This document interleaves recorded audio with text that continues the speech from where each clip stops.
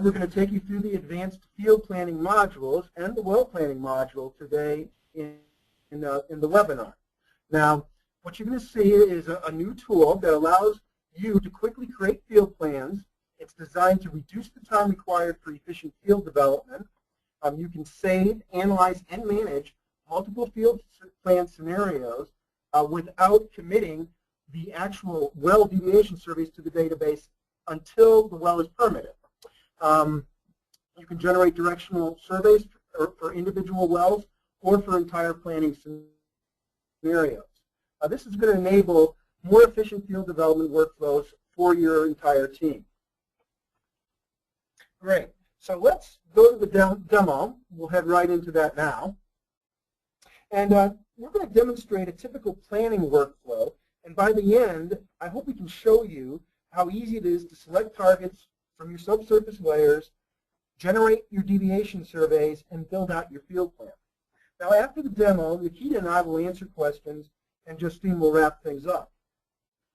Now, with Geographics Pro, we've implemented new map-based field planning workflows built in our strengths in GIS. This allows you to develop field plans and plan your wells well ahead of the bid.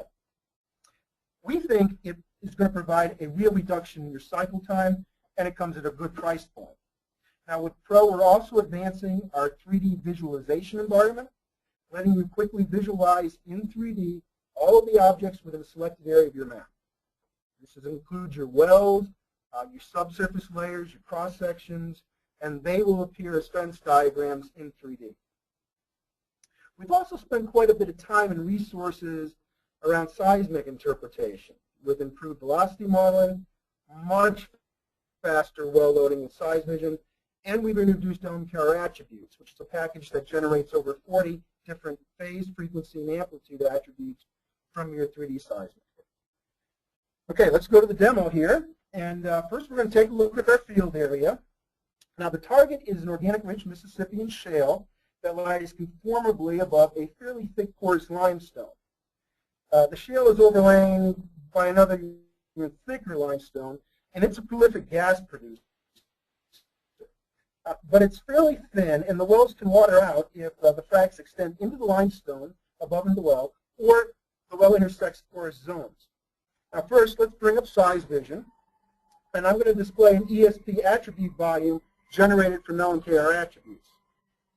Now, moving up and down through time is going to reveal a rather complex structure that wouldn't be apparent if we had generated this surface from your well picks or just from performance. Now, it turns out that these circular discontinuities that you're seeing right here are collapse zones in the upper limestone. The limestone is heavily karsted, and the karsting causes the formation of these zones that serve as drilling hazards. Now, after creating a depth-converted isomap surface of the limestone in Seisvision, let's go ahead and display that on the map. There you go. Now, those blue glows there, that's where the drilling hazards are. Now, we're going to plan 3 new wells and try to avoid these hazards. Now, the first step is to use the new field planning module to generate the target locations, and you get that by going to the new Pro toolbar over here. So we're going to bring that up, and wait till it gets up here.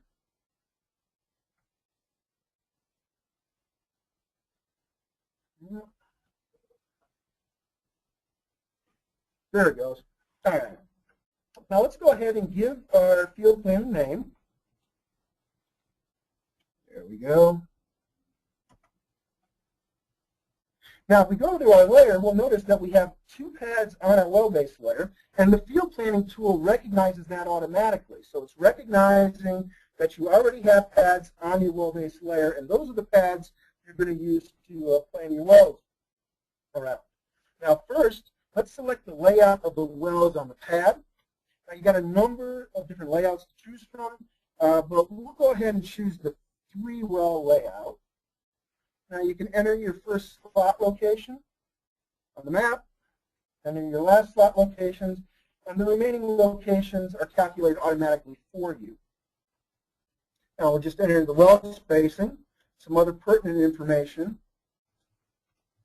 And these are relatively long wells. They're about a mile lateral. Now the only thing left to do is select the target layer. That's the layer that you're going to be planning on, the subsurface layer. Now any of your ISOMAP surfaces on your map are eligible to be target layers, but visible or not. So we'll just select the A-horizon depth structure surface and go ahead and update that layer. Great. Now let's zoom out a little bit and take a look at it. And so we can see right now that the well sticks have been calculated for those 3 wells. Now this means the target locations are calculated, and that's the landing point, the bottom hole locations, and the slot locations have all been calculated, and we generated the Z value. So the TVD sub-C has been calculated for those target locations also. Okay, now if you need to make changes to the well stick, in other words, you want to make changes to the target location, you can do that very easily using some new tools we've added to layer display attributes. So we'll go in there. And one tool that helps you maintain accuracy is the well stick buffer in the layer display attributes. Now the well stick buffer just defines a buffer around the well bore that will help you honor setbacks. So let's go ahead and do that. We'll just hit OK. There you go. Let's turn on the stick buffer. There you go. Now you can see we can use the stick buffer to help you honor setbacks. So I'm going to leave the buffer length at 350 feet. And you'll notice that I'm pretty close. These wells are actually in the karst hazard. And I also need to honor a setback from the lease line. So I can do that pretty easily by just dragging the bottom holes to a new location on the map using the buffer as the guide. Just move it on up there. There you go.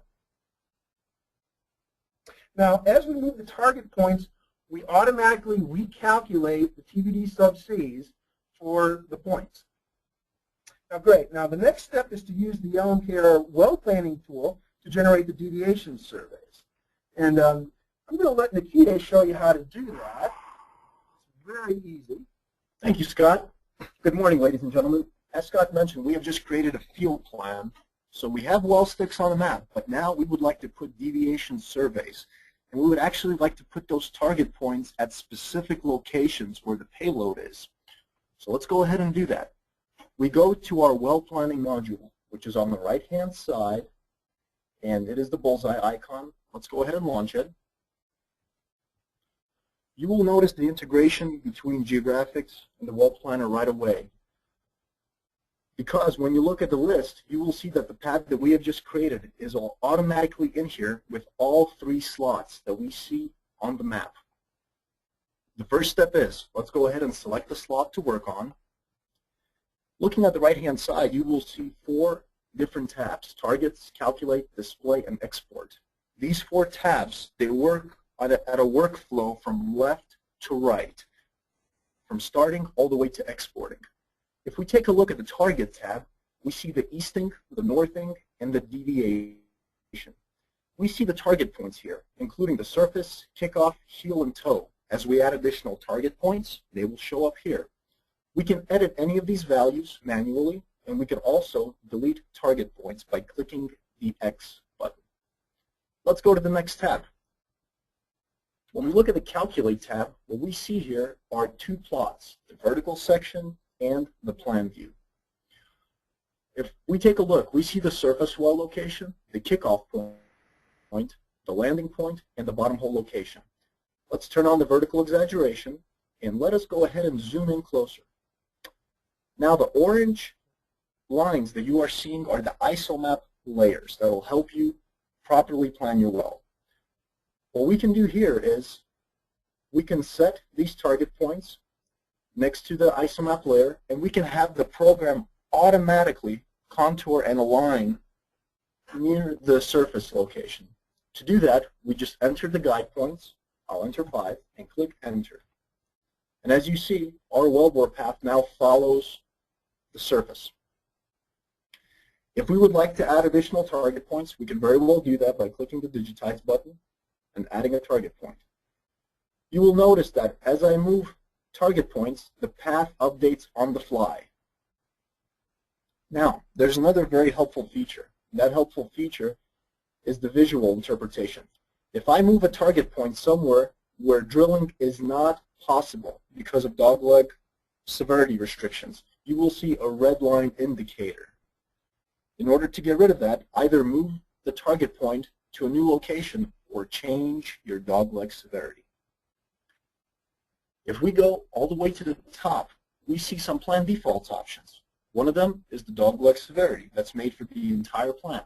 We have this set at 10. Now, let's say if we want to change the dogleg severity for a specific well. Well, we can very well do that on a well-to-well basis. Click Override Defaults and select another dogleg severity. And there you have it. We also have two algorithms that you could use in order to build your wells. At this point, once you're satisfied with your target points, go to the Display tab, and you can see what you have just planned in a 3D view. Once this looks good to you, click on the Export button, and this is the information that we can export out of here. Measured depth, inclination, azimuth, easting, northing, elevation, and build rate. The whole survey comes out by clicking on the Export button. It exports it in the Excel format so that it's easy to sort through and it's easy for you to manipulate the data. In addition to exporting the survey, we also export the target points and their respective locations. With this full integration of Well Planner and the Field Planner, it is easy to start creating field plans and to do them pretty quickly. At this point, I'll hand off the presentation to Scott, who will show you how these deviations look like on the map. Okay, well, thank you, Nikita. First, let's go back to the map and update the layers so we can see the planned wells on the map. The field planning tool. If we zoom out a little bit, you can see now the wells have been planned. Now, I'm going to go ahead and remove the well sticks and the buffers so we can see the result a little bit better. And you'll notice that everything is integrated with the map. So you're just using layer display attributes like you normally do with the GeoAtlas layer. In this case, though, it's a field planning layer. Even there, we can change the color if we want to. Go ahead and do that. So you see you have all of the options, the map options on field planning layers that you do on any other layers. So you can sort of make your field plans look exactly like you want them to. Okay. Now, the deviation surveys have been calculated, but we haven't added them to the database yet. It's really easy to do so. And if we go back to the field planner and right-click on any of the wells that have been planned, you can see that we have several options here. You can edit the well name if you want. So if you name the well with a plat ID before the well is permitted, you can use that and name that, and perhaps even change the name of the slot. You can also save the planned well and its calculated survey to the database. So let's go ahead and do that. Here we go. Now if we bring up well base, we can see that the survey header and station information has been added to the new proposed survey tab. Now you can store as many proposed surveys as you want in Geographics. Only one of them, however, can be active at a time, and it's really the active one that's going to be displayed on your well-based layers. Now I'm going to go back to the field planner and lock the well. Right-click. You see there's a little lock option there. Now locking prevents anyone else from replanning the well or making any modifications to the target point. So once you've planned your wells, this is a way you can prevent any changes that you don't want to have happen. Okay, now this is a pretty good time for a break. So before we proceed with the 3D visualization portion of the demo, Nikita and I will answer any questions that you've sent in. So Justine, if you're out there, do you have any questions? I am still here. Yes, we've got a couple, and honestly, these are more around packaging than features. Okay. So there's a question, what is Geographics Pro? That's the first one that came in. Okay. Well, Geographics Pro is our new field planning module, as well as our new 3D visualization environment. So the 3D visualization environment where you can display your fence diagrams, your live templates, that's part of the Pro package. The field planner is part of the Pro package, and the well plan. So we can go ahead and you can. It's a licensed feature, right? So it's not something that just comes with the release. But I think you'll find that the price point is really reasonable for what you get. So Scott, I think just to build on that, it sits on top, Geographics Pro sits on top of some of the most popular geographics packages, like the geo interpretation package. You cannot just buy Geographics Pro separately. You need to have at least space mapping on one of the packaging. Correct, Scott? Well, that's a good point, Justine, because we built everything sort of inside of our mapping environment and in our 3D visualization environment. So all the field planning is in there. So you do need the base package before you can buy the Pro package. Yeah. One other one, has this been tested on Windows 7 or 8? We have certified the Geographics 2014 release, including the Geographics Pro package on Windows 7. So everything has been certified on Windows 7. In the next major release, we will certify on Windows 8. People have, a number of customers have told us that they're running on Windows 8 already, but we have not certified on Windows 8, and we will not do so until the next major release. We've got a few more that's come in, Scott. Can you specify toe up or toe down geometries? Yes, you can. You can change the height of the toe above or below the landing point with the tool. I hope that's what the question is. But if you take a look at all the different options that you can put in, you can do that. And you also can do it directly from the well planner itself. So it's very, very flexible to basically put those target points wherever you want to put them. Thanks for that, Scott. Can you relate targets to polygons, i.e. lease blocks or hazards? We are working on that. That's a great segue, Justine. We're working on that right now. Right now in the Pro package, we do not have that functionality. But we will have that functionality fairly quickly. The hazards detection will allow you to put in your own shapefile layers or use your ArcSDE layers or an LYR layer from Esri and use those as the hazards. Now, what we'll do when in the field planner is basically clip your well laterals to, well, we'll honor the setbacks, right? So we'll clip them to the lease lines and honor the setbacks and any other polygons that you selected as hazards. We'll go ahead and do that. So that is not in the package right now, but we are actively working on it. And I know this because I'm getting a demo from it, so from the guys. So yeah, it's coming. Straight from the guru's mouth, is that right? Yeah, it's coming. Just once I see it, then I believe it, right? So I've seen it, so now I'm believing it. Great. Well, we do have a few more questions and we do have time. Can you add fields to the export format, i.e. dogleg severity? Add fields and then re-import them back? It says, can you add fields to the export format?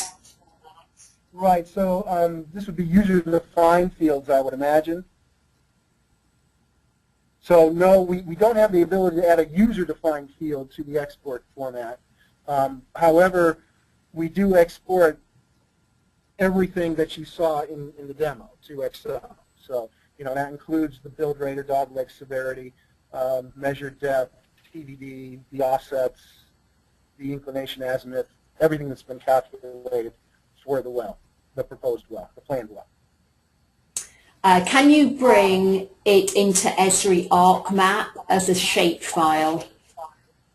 You can do better than that because these field planning layers are actually LYR files. So you don't even have to import it as a shape. They're already LYR files. They have a shape file behind them.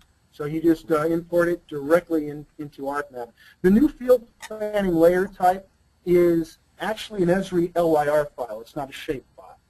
It works just the same way, but we use the ArcObjects functionality to create these layers. So yeah, it's an LYR file, and actually you could import the LYR file into ArcMap.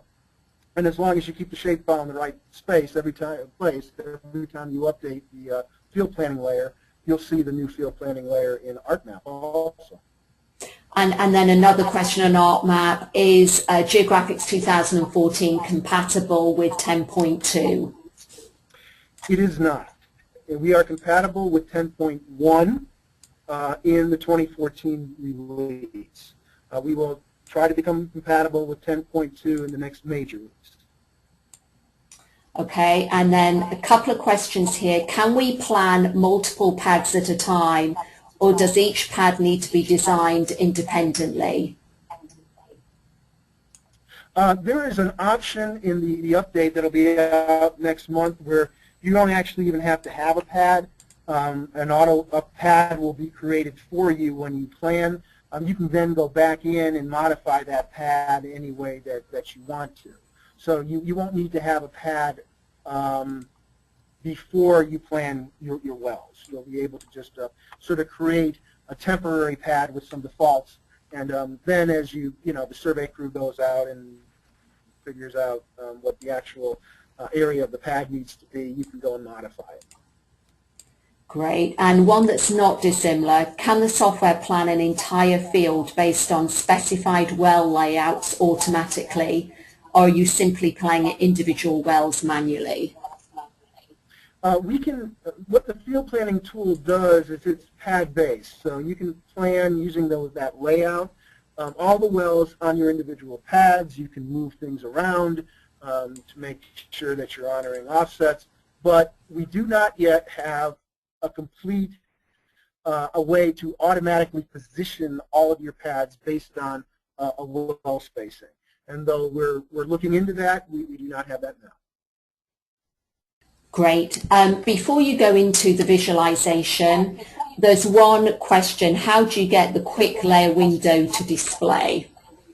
I don't know whether you can show that or explain that before we go into visualization. We do have some questions on visualization, but I think they're going to get answered as you go into the demo, Scott. Maybe it means the quick window on the left side. Go ahead and cancel that out of there. If you go to View, Toolbars, and go all the way down, you see that we have the Pro toolbar here, and there's also the Layer Selection tool. And I think that's what the person's talking about. If it's not, don't worry about it. Just to send in the question, and I'll go ahead and email with the answer. Sounds great. So Scott, do you want to move on to visualization? I do have some questions, but they're all related to visualization now, so I think you may answer them as you go through. Excellent. Thanks. Now, let's move on with the demo. Thanks, Christine. Okay, now we're going to take a look at our planned wells in our 3D environment. So what we'll do is zoom out a little bit so you can see it. Turn on the other wells in the field. And I'm going to display those wells in a 3D view that includes fence diagrams and depth-converted seismic to help you QC your entire plan and make better planning decisions as your field is built out. Now, a 3D scene in Geographics starts with a 2D map. Now, it's really simple to create a 3D scene by simply dragging a bounding box on your map and then revealing any cross-sections, wells, subsurface layers, field plans, proposed wells in that area. So I'm going to go ahead and do that. And so we just drag that bounding box around there. And select the Display in 3D button on the dialog. We give the probe a name. And as soon as I do, the scene becomes visible in Advanced 3D. Now this is pretty simple, guys. It works on the what you see is what you get principle. If I take something off the map in GeoAtlas, it's a well layer or cross-section surface, it's going to disappear from the 3D view. If I put something back on the map, it reappears in the 3D view. You don't have to do a lot of rework here. You can use the cross-sections and the maps that you already built. The bounding boxes, by the way, on the map are also pretty useful.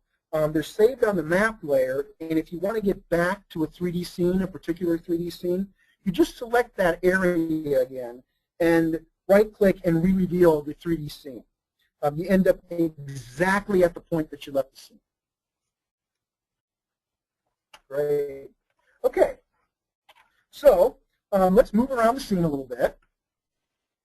And the preferred way, or well, my preferred way anyway, is with the Xbox controller. The Geographics Advanced 3D environment is all built on Microsoft gaming technology. So it's really easy to fly around the scene with the controller. Although if you don't have an Xbox, don't worry about it. The keyboard controls work perfectly well.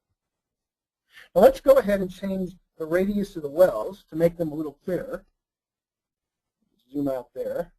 So we have that ability.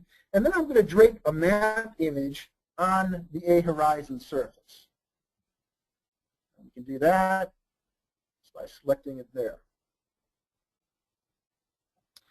Now, every time I reveal a new 3D scene, basically every time I go back to the map in GeoAtlas and select that Display in 3D button, the map image is being saved.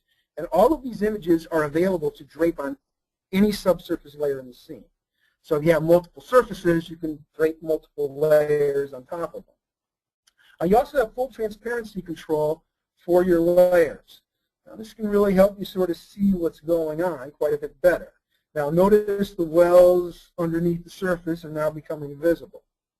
Notice also that the cross sections in your map are now fence diagrams in the 3D scene. Okay, now these are the same cross sections that you put on the map in GeoAtlas, and these are the same cross sections that you built in X section. It's what you see is what you get. Should look exactly like it looks in X section. Okay, but they are being displayed as fence diagrams here. Now there's several ways that you can display information on the fence.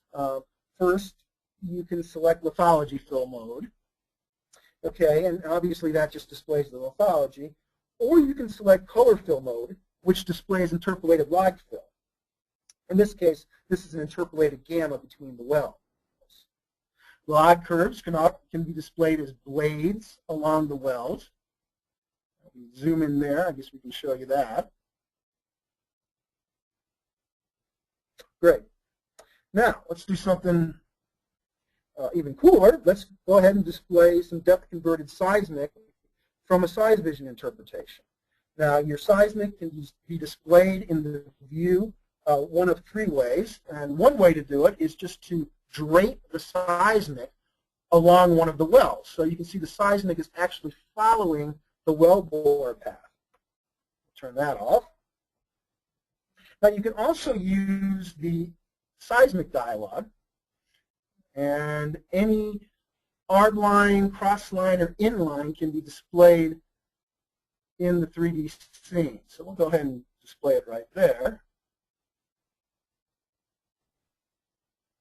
Okay, and you'll notice how well the geology and the seismic match up. This can really help you understand the subsurface in the area. Now the third way that you can display seismic is just to make the seismic follow the fence. So if we go in here to one of the fences, we right click and we say display seismic, you can display your seismic, and you have full transparency control again. so we can sort of blend things together. Okay. Now, speaking of the fence diagrams, you can also display the log templates that you used in your X-section cross-sections. So these are the default, well, for every cross-section, this is the default log template that you use to create the cross-section. Now, it's really easy to do it. Let's just go to one of the fence diagrams and just hit display log template. And there you go. Now these log templates, let's zoom in here a little bit so you can see it a little bit better. And they become visible right along the well bores. Because our 3D visualization environment is built on Microsoft gaming technology, the resolution is really outstanding. In fact, it's as good or better than you can get on the market today. That's pretty good resolution. Oh, let's see, I forgot about the planned wells. Why don't we go over there to the planned wells. And there they are. Those are the 3 planned wells. Go down a little bit so we can see the wells themselves. Yeah. Now the first thing you're going to notice is maybe those wells, we need to modify the location of those wells a little bit. And we sort of did this on purpose. I want to really demonstrate to you how adding a 3rd dimension to field planning makes it easy to really QC your entire plan for bad target locations. If you see a problem, simply go back to the field planning module, and with a few clicks, you can replan your well and visualize your planned wells in the 3D scene. Okay, that about wraps things up for the demo today. So let's go ahead and quickly review what we did this morning. All right, 1, we planned 3 wells in about 5 minutes, and you can plan an entire pad's worth of wells in about 10 minutes. You can do it with high confidence and accuracy with the new well planning tool, and you can visualize your plan in 3D, and we did it in about 20 minutes this morning.